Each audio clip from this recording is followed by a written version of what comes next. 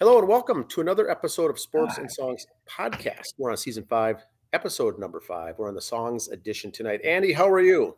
I am wonderful. How about yourself? Good. Now, is that a Hams beer shirt? I got my Hams shirt on.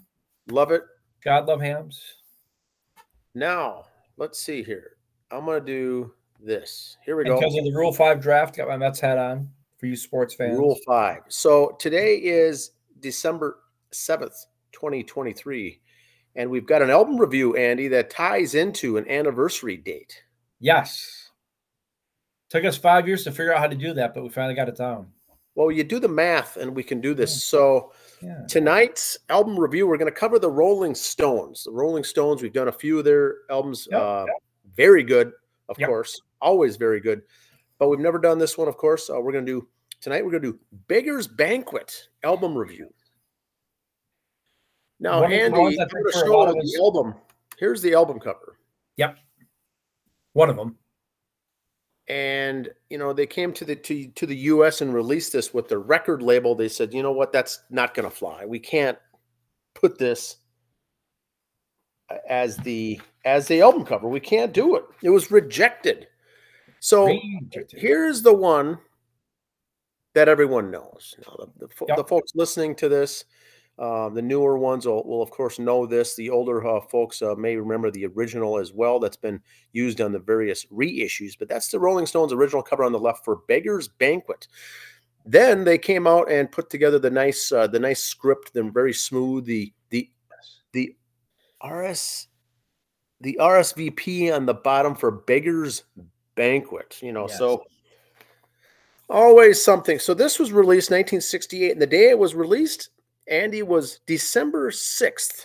Yesterday. The anniversary was yesterday, actually, that this came out. Now, I never owned this album. Did you have it? No, I did not. No, I did not. And so for doing the review, I went through, listened to the songs, most of which I did not know, I was not familiar with, except, you know, the common ones. But did your mother have it? Did you go borrow it from her? Well, I didn't. I don't think that she had this. She was a big fan. I don't know if she had this album cover, and I certainly didn't remember it, if she had it in her collection. But that's a good one. Maybe she will leave a comment here on this one and what her thoughts were, because this came out in 1968 around Christmas time here. This is the 9th American studio album by English rock band the Rolling Stones. This is their ninth one.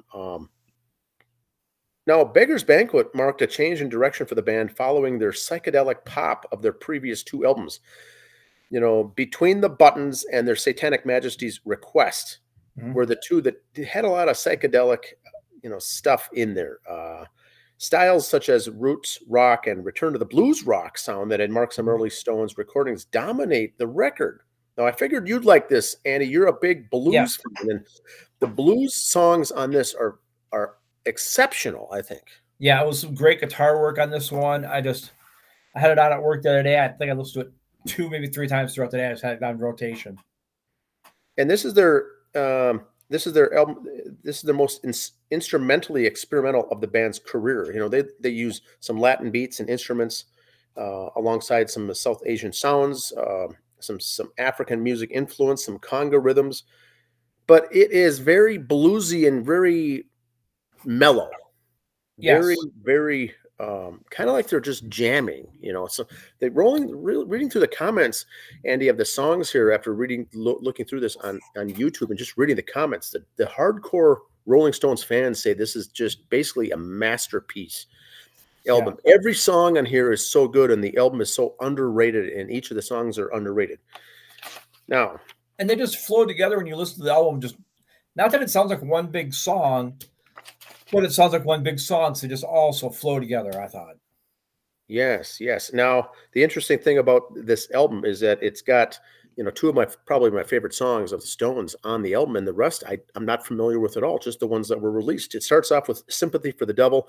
I think that is many people's favorite song. It certainly was mine and got me into the Stones back when I heard that for the very first time. Loved it.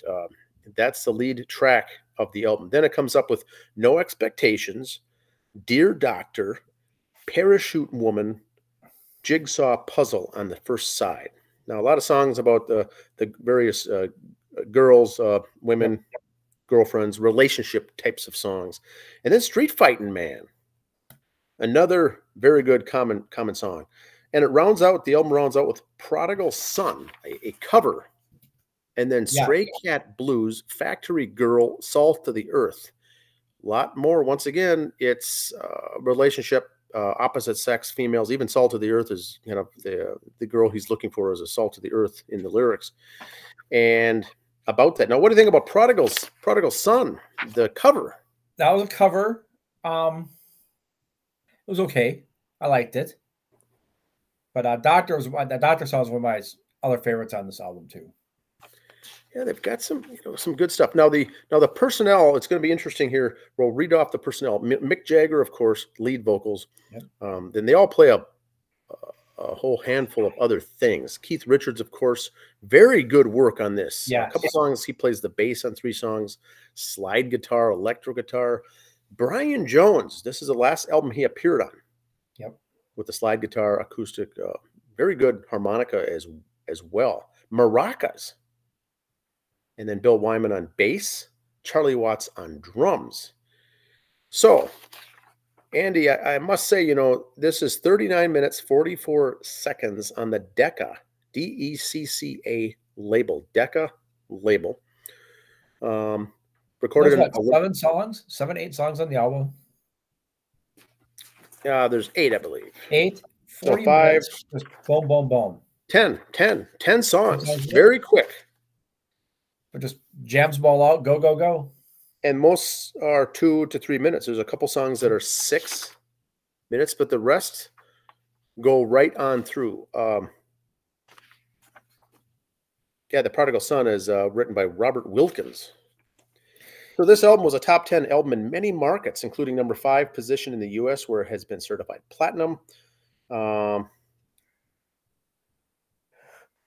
Songs such as "Sympathy for the Devil" and "Street Fighting Man" became staples. Rock music FM station staples songs. I mean, it's unbelievable what they did. Very good work here from Keith Richards, and then Brian Jones, of course, going down on the deep end. That the co-founder, and then dying, and then this is the last album that he appeared on. And let's see, do you have any comments on this album, Andy? I just say most average to hardcore Stones fans. I mean, maybe not you and I so much, where it's like, oh, I like them. I mean, those who are like really hardcore Stones fans. I would bet the Farm and All the Animals that "Sympathy with the Devil" is in their top 5 somewhere. Yep. I mean, I don't care if I've owned every album and seen them on every tour, or if it's like, hey, I started following them since '85 and I've got their old, all Stones fans, that song's gonna be in their top 5. It's just good. This whole album, I think, if someone just listened to it again, if you like the blues, rock and roll blues, this is it. If you like Stevie Ray Vaughan, like old Eric Clapton, you'd like this. Mick Jagger did say that Brian Jones, he was failing to show up for some of the recordings, showing up late, being distracted, not being able to focus. But Mick Jagger did say that the slide guitar that he played on "No Expectations" marked the last time that he contributed something with care.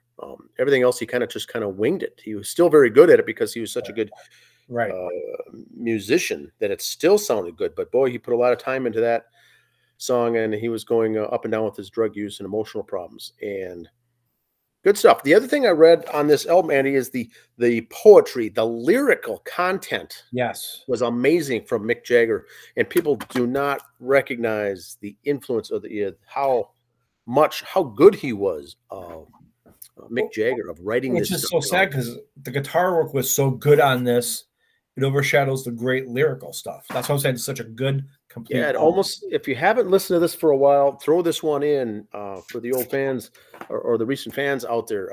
Throw this in, give it another listen. The whole thing, all the way through. Good stuff. My goodness. Listen to the guitar the first time, the lyrics the second time, and then just kind of combine them all the third. Yes, and the drum work itself and the bass line, Yep. I enjoyed it. All like I said, I never owned it. I never ever listened to this entire album before up until this week. Now you've got some other stuff coming up here. It looks like I Andy. got some Let's other see. concerts and other things. Okay, let's go Start to some that. concert stuff here. Here we You know, go. Perfect. speaking of concerts, speaking of the Rolling Stones, they're on tour, and marketing is very important when you're on tour. Who you want as your Yes. sponsor? If you're gonna have Coca-Cola sponsor you, the lead singer's always got a Coca-Cola in his hand. Always gonna have their Ford trucks if Ford's the sponsor. You're with the Rolling Stones. You have technical difficulties. Come on. It's thinking. There it Here we is. go. AARP is sponsoring the Rolling Stones tour this year. Now that's fantastic. That is marketing genius right there. Just marketing genius. That it's too good. All right, here we go. Because Andy, it's safe to say that not only the fans back then are our age, but their children are as well. Right. Yes. So think of the double dipping market here for Yeah. AARP getting the marketing here for this concert tour. Most people Father, don't son do can it. go and both get the AARP discount. Yes, exactly. Love it. Speaking of, at the Bowl, the Shakopee Bowl, coming up December 15, Pop Rocks will be there at the Shakopee Bowl. There's your information there. And also coming up the Bowl, December 31st, the Shaw Brothers, friends of the show, kind of. Sometimes they listen. They'll be there New Year's Eve. $10 cover at the door for a New Year's Eve night, Dan. Does it get better than that?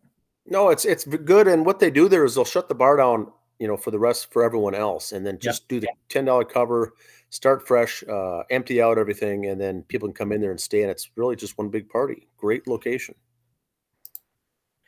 And January 26th, Mad Alice will be at the Bowl. Now, yes, there is other performers the other weekends in there. We just hit a few topics. Not saying the other art acts are bad. It's just we got other acts to pump and other people to pump too. So we got to share the wealth here. We're planning on being in attendance for this one here as well to see. Yes, We've never seen this band and heard good things about them. Looking forward to seeing these guys here at the Bowl. Yes. Medina. Hairball this weekend with White Keys. And I hear Medina's doing some kind of thing. They say it's with their Gene Simmons. I don't know if it's the guy from Hairball doing it or not, but get there early and you get your picture with Gene Simmons. Their Gene Simmons. Perfect. Yeah, regardless of which one it is, they do such a good job with the makeup. Yeah. It looks just like the real deal. Also, Leathers and Lace, a tribute to Fleetwood Mac, the Women of Rock. So there was December 30th at the That I think would be a good show. Homework assignment. All right, I've got my pen ready. And in fact, you know what? That skipped ahead. Not homework yet. It's the soapbox first. Ooh, better yet. Soapbox first on homework. Okay. One of our favorite bands, Kiss, finally hung it up this weekend. I think they should have hung it up about 15 years ago. In fact, really, I lost a lot of respect for Kiss. I always was a big money thing, but when they went back to the makeup after the Unplugged thing, okay, you got the original band tour for a couple years, I'll give you that. But they kept the makeup on from there. And they just kind of shit on Bruce Kulick and shit on Matt Singer and said, see ya. Or at least Bruce anyway said, see ya, bye. Because it was always said when they took their makeup off, Gene didn't like it because he felt uncomfortable. He didn't know what to do on stage without makeup. Yes. So they basically went back to makeup for Gene's sake. The others got along fine. Gene didn't know what to do without his makeup on. He was too much the character all the time. Yeah, he had a hard time getting into his alter ego. Yeah. Yep. You watch the other stuff, he just didn't know what to do. And they couldn't find a happy medium, so they went back to the makeup. And Paul Stanley is such a performer. He's like, fine, whatever. Dress like Elton John if you want me to. I don't care. Tommy Thayer was just thanking God he had a job still. He rode those coattails all the way in, stole Bruce's job. Yeah. Yes, I'm bitter. I'll say it. Fair enough. But so Kiss finally hung it up. They've had to cancel a lot of dates because of Paul and or Gene being sick, because they're in their mid to upper 70s. As we just talked about the Stones earlier, who are still going. But Kiss is going worldwide, and they're just all over the place. It's go, go, go. And there's a picture of Paul Stanley. We shared it on social media. He was so sick he had to have an IV, but yeah, he's out there the next night. Is the money that important? Well, to Kiss it is, because after they left the stage on their last show in New York, which New York lit up the Empire State Building Kiss colors, Kiss was all over in New York City, which is a big thing to do. They had the AI Kiss band come out, the artificial intelligence graphic band. Okay. Oh, I see. That's what they're going to be pushing now. I'm done with Interesting. No, I'm guessing Gene's behind that as well. well. I guarantee he's got something to do with it. Oh, yes. And you know what? This did it. I'm done with Kiss. There, I said it. I can't do anymore. Yeah, these last years were tough. Just let it go, boys. Now remember, they had the farewell tour, the end tour, the back 15 years ago. Tour, the farewell tour. They had, I think, 5 or 6 tours named the end, the final, or the farewell in the name, and it just kept coming back. And I think that's when it lost a lot of the luster for the true. Well, if you look at most of their stuff the last few years has been overseas. Very rarely. And when they come to the States, I think when they were here, they played something a little bigger than a casino. They didn't play anything major here. Here they're selling out arenas all over the world, and there's no way they could sell a U.S. Bank Stadium here. Yeah, and that makes sense. Yeah, over in Europe, the music scene is very different. It's way lively. I mean, it's out of control. So, which leads me to the homework. Okay. Find me one more band more greedy than Kiss. Okay, interesting. You could say the Stones, but you know what? I truly, when you look at their schedule for touring, how it's like once, then 4 days off, then once, they're still kind of doing it for love of the music, appreciation of the fans. When the Kiss is going night after night and all over the world and still doing all these things, that's for money. Well, keep in mind, it takes, for the listeners out there, not you, of course, but for the listeners, how long does it take to put that makeup on before each show? Oh, yeah. And that can't be good on your complexion. You see him afterwards, the stuff on. Gene's always got his glasses on and a hat on and showing the those little hand gesture thing all the time. He can't do anything without makeup on. It's so sad. He's gotten so lost in that character. Yes. But the good thing is that it was so successful, right? That he didn't have anything to lean on. That was all he had. Yep. The horse is winning. Keep riding the horse. I get that, but hang it up, brother. They could have showed that years ago. Okay, you could say any athlete should have hung up years ago, but they were still doing well and making money. Yeah, Kiss was still selling albums.